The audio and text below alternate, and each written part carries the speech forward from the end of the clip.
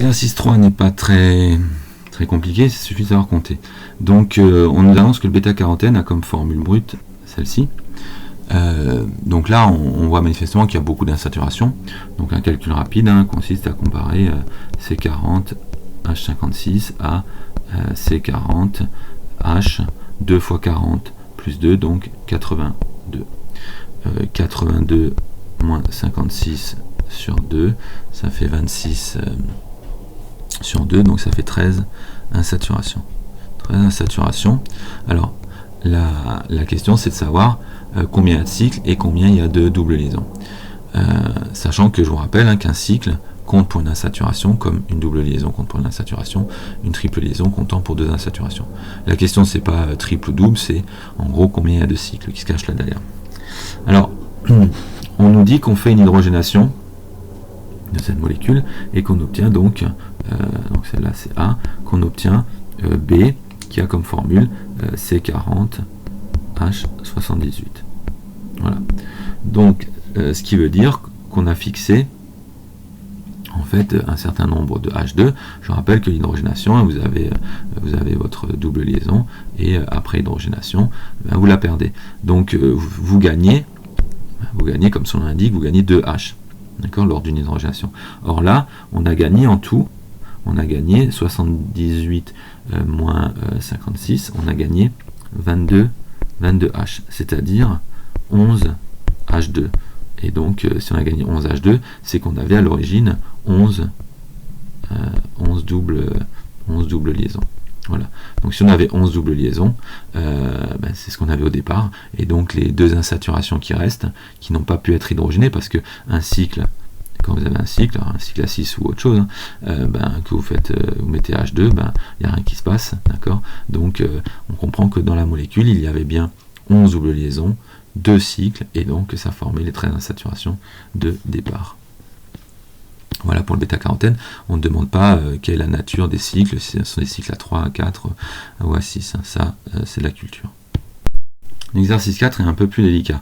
Là, il va falloir faire preuve d'un peu d'imagination et donc proposer un mécanisme permettant d'expliquer la formation de ce cycle. Donc c'est un ester cyclique, on appelle ça également une lactone. Alors, on utilise NBS, donc c'est pas la peine de commencer des choses folkloriques. La première chose à faire, c'est commencer ce qu'on sait faire, et donc on fait donc l'addition électrophile, d'accord, du bromonium sur donc l'alcène pour obtenir donc le bromonium ponté.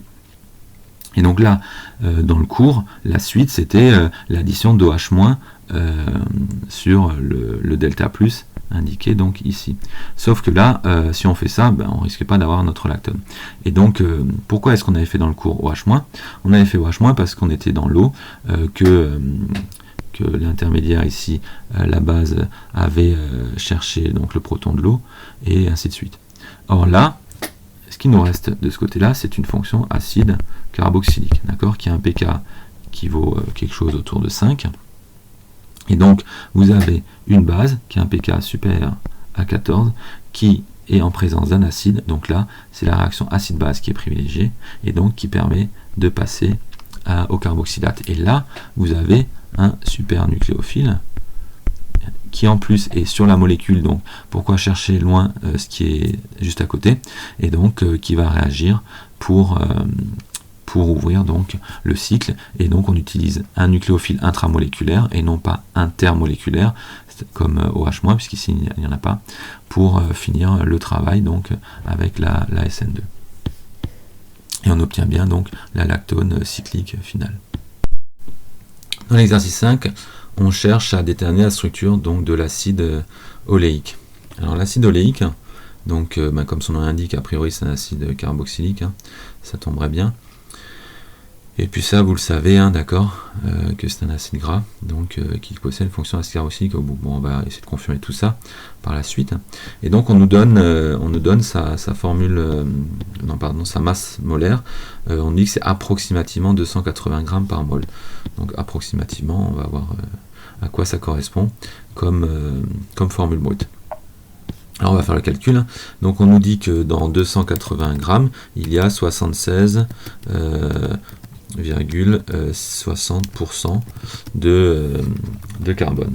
Donc si on fait ce calcul, on arrive à 214 grammes de carbone. On sait qu'un carbone, c'est une masse molaire de 12 grammes par mol, donc on tombe sur environ 18 carbone. Bon, 18 carbone, bon, ça a l'air pas mal. On fait le même calcul pour les hydrogènes. Les hydrogènes, on est à 12,6%. Donc on en a, comme ils ont une masse molaire de 1, on en a récemment 34.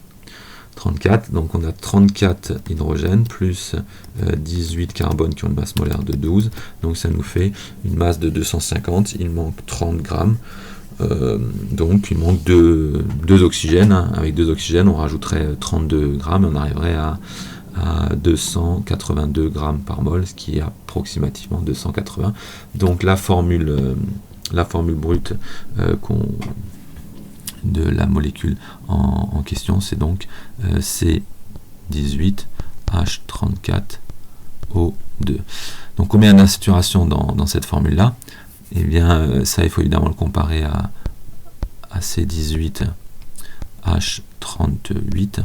38 moins 34, ça fait 4, divisé par 2, donc ça fait 2. On a 2 insaturations. Donc 2 insaturations, il y en a certainement, il y en a une qui vient de l'acide carboxylique, et l'autre qui vient d'une double liaison CC. On va voir ça par rapport aux questions qui suivent, hein, puisqu'on fait justement dans la question 2 une coupure oxydative, hein, coupure donc oxydante avec la technique KMNO4 HiO4, donc passage par le diol SYN, addition SYN et coupure ensuite par HiO4. Donc à nouveau revoyez cette partie là du cours si cela vous a échappé. Et donc on fait la coupure et donc on nous dit que on arrive à 2 composés linéaires ayant le même nombre de carbone. L'un est un monoacide carboxylique, l'autre est un diacide. En déduire la formule semi-développée de l'acide oléique. Alors on y va. Donc on nous dit que donc on en a 18 des carbones. Donc vous imaginez là une longue chaîne avec 18 carbones et quelque part, on ne sait pas trop où, une double liaison. Au bout, on sait qu'on a donc la fonction acide carboxylique.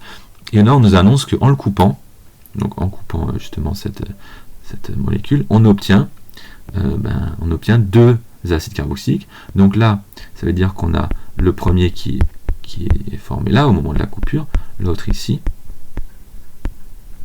et acide carboxylique initial, lui qui est là du fait de la molécule, l'acide oléique. Alors, je rappelle que quand on fait la coupure oxydative justement en milieu oxydant, puisque là on reste avec KMNO4 et HiO4 catalytique, c'est-à-dire que on est tout le temps en milieu oxydant, donc on ne s'arrête pas à l'aldéhyde. C'est pour ça que la coupure donne 2 acides carboxyliques. Et là on nous dit que les 2 molécules qu'on obtient ont le même nombre de carbone. Donc 18 divisé par 2, hein, donc 9 carbone, on est en C9 et en C9. Voilà. Donc on pourrait redessiner ça plus joliment, hein. Donc ça ferait donc C8H là il faut réfléchir, 2 fois 8, 16 plus 1, donc 17, et COH pour la fonction acide carboxylique. Ici on aurait donc HCOOC. Ensuite on aurait les carbones, on n'en aurait plus que 7, donc H15 et COOH. Voilà, donc ça c'est les deux groupes, et donc on voit que la molécule initiale c'est celle-ci, hein, et donc ici on a donc les 8 carbones, ensuite on en a 2 pour la double liaison, et là encore 7 carbones. Voilà, donc si on veut écrire la molécule, ce serait quelque chose comme ceci, donc C8, H17, C, avec donc H et H, et ensuite C7, H15, COOH.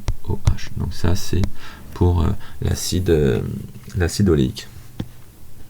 Donc les questions qui suivent veulent déterminer en fait la structure de l'acide oléique, c'est-à-dire savoir si il est Z ou E. D'accord, puisque là j'ai juste dessiné la formule brute sans préjuger de la configuration.